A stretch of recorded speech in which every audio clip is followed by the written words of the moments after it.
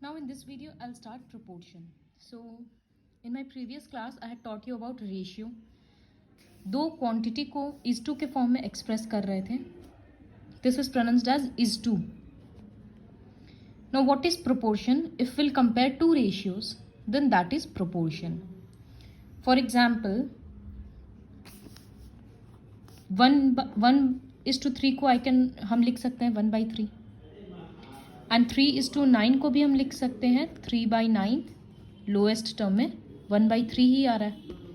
So I can say that these two ratios are equal.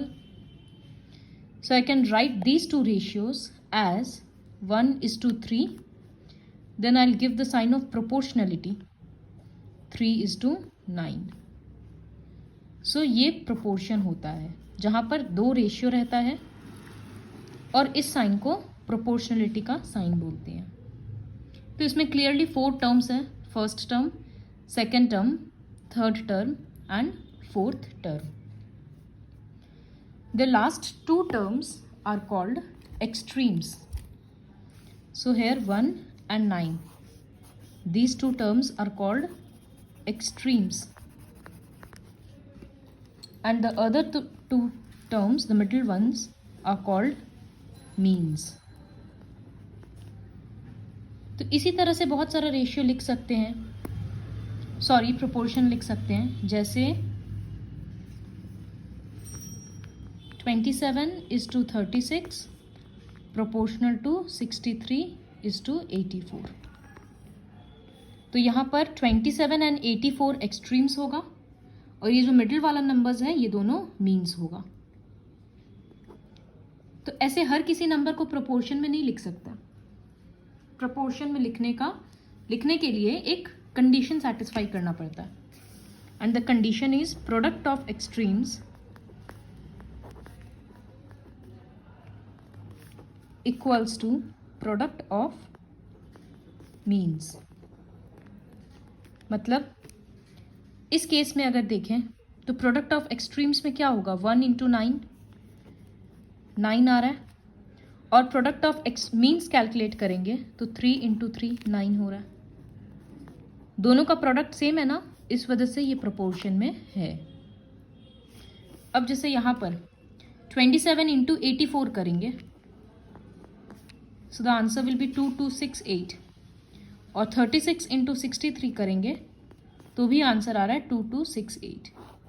Therefore these numbers are in proportion. हर बार ऐसा हो ज़रूरी नहीं है. जब प्रोडक्ट इक्वल नहीं आएगा तो हम लोग बोल देंगे they are not in proportion.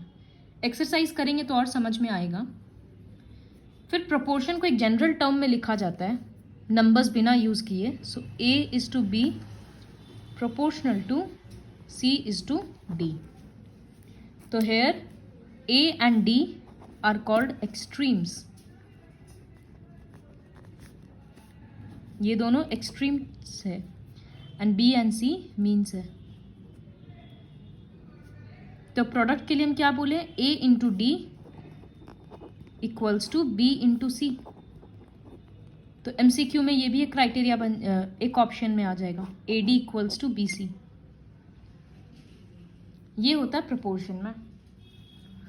अब एक दूसरे तरह का प्रोपोर्शन होता है जिसको बोलते हैं कंटिन्यूड प्रोपोर्शन.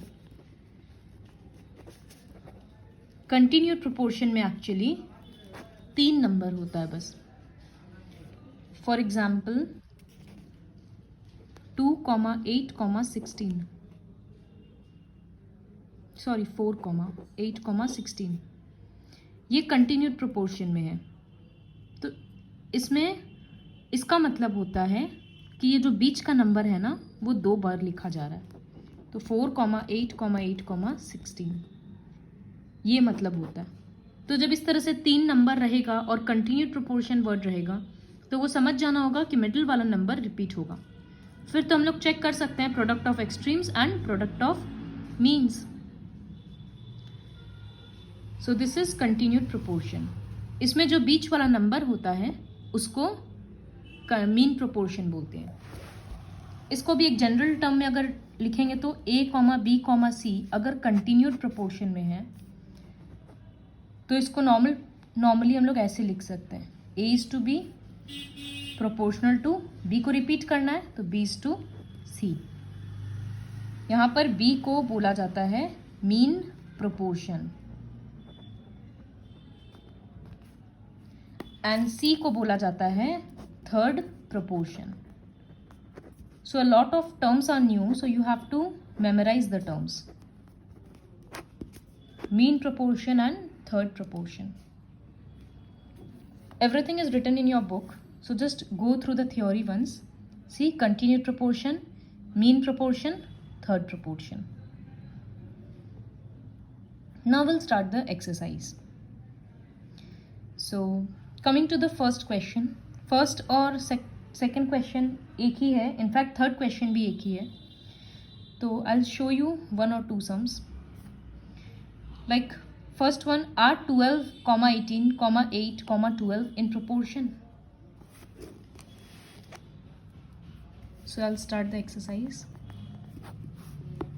फर्स्ट क्वेश्चन है 12, 18, 8, 12 प्रोपोर्शन है या नहीं चेक करने के लिए प्रोडक्ट ऑफ एक्सट्रीम्स निकालते हैं। So I'm writing product of extremes equals to 12 into 12, 144. Now I'll write product of means equals to 18 into 8. This is also 144. So दोनों सेम है ना प्रोडक्ट, तो yes they are in proportion.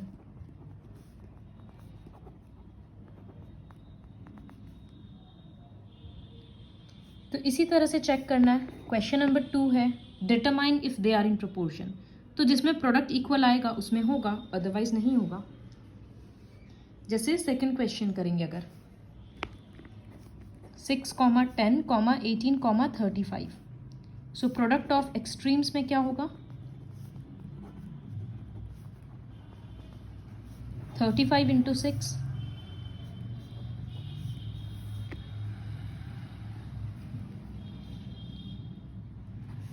210 and product of means equals to 10 into 18. Since equal तो नहीं है ना, तो उसी को लिखेंगे product of extremes is not equals to product of means, therefore they are not in proportion.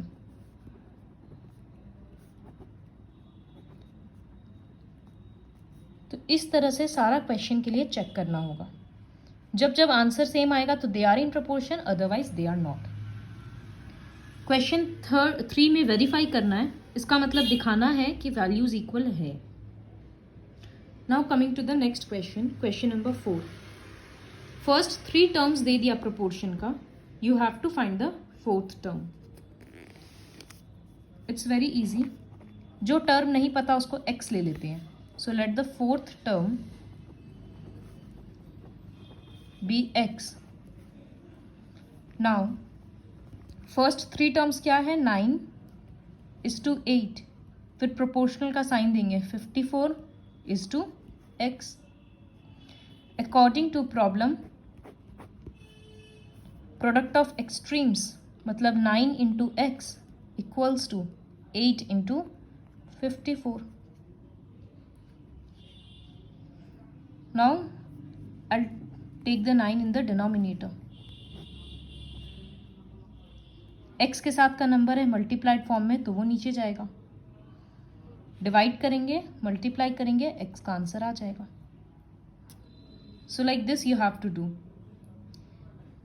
फिर 5th क्वेश्चन है, इसमें फर्स्ट, सेकेंड और 4th टर्म दे दिया, 3rd टर्म नहीं पता।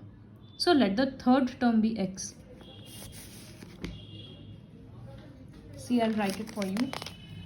Question number 5, let the 3rd term be x। So proportion में कैसे लिख सकते हैं? I'll write now. First term 3, second term 11, तो प्रोपोर्शनल का साइन, 3rd टर्म x और 4th टर्म 55। 55 पहले लिखकर x बाद में मत लिखना। फिर according to problem this into this equals to 11 into x. तो 3 into 55 equals to 11 into x. 11 will go in the denominator. Always remember the number with x will go in the denominator. Cross multiply होकर तो x का answer आ जाएगा। फिर question number 6 है find the value of p in each case. So I do one sum only. First question है 9 is to p, 54 is to 48. So I'll write which implies proportion में तो है वो दिख ही रहा है, तो 9 into 48 equals to p into 54, product of extremes and product of means। अब 54 डिनोमिनेटर में जाएगा, डिवाइड करेंगे मल्टीप्लाई करेंगे आंसर आ जाएगा। So you'll right p equals to 9 into 48 by 54। So likewise you'll have to complete question number 6. Now moving on to the next question, question number 7. Show that 25, 35, 49 are in continued proportion. So continued proportion दिखाने के लिए क्या करते हैं, 25, 35 and 49 लिखा है, तो continued proportion का मतलब है मिडिल नंबर 2 बार रिपीट होगा। तो I'll write product of extremes equals to 25 into 49। देखेंगे क्या आएगा, और product of means 35 into 35, middle number ही 2 बार लिख दिया।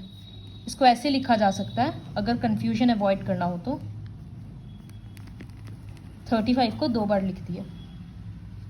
फिर देखो आंसर सेम आएगा क्या, अगर सेम आएगा तो yes they are in proportion, they are in continued proportion, otherwise not. एक और चीज़ था कंटिन्यूड प्रोपोर्शन, जैसे ए बी सी से हम लिखे थे,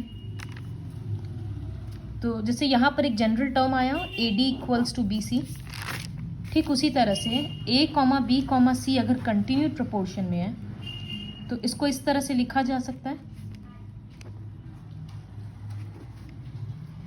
तो यहाँ पर क्या होगा, प्रोडक्ट ऑफ एक्सट्रीम्स मतलब a इंटू सी ए सी, और प्रोडक्ट ऑफ मीन्स मतलब b इंटू बी, तो b इंटू बी को b स्क्वायर लिखा जा सकता है। तो ये एक जनरल फॉर्मूला बनेगा। MCQs के लिए ये सब इंपॉर्टेंट होता है। Like 12 into 12 can be written as 12 square. 12 to the power 2, power जब 2 रहता है तो उसको स्क्वायर बोला जाता है। सो इसीलिए यहाँ पर 2 बार b था तो b square. So with the help of this video you'll have to complete exercise 8.3 till question 7.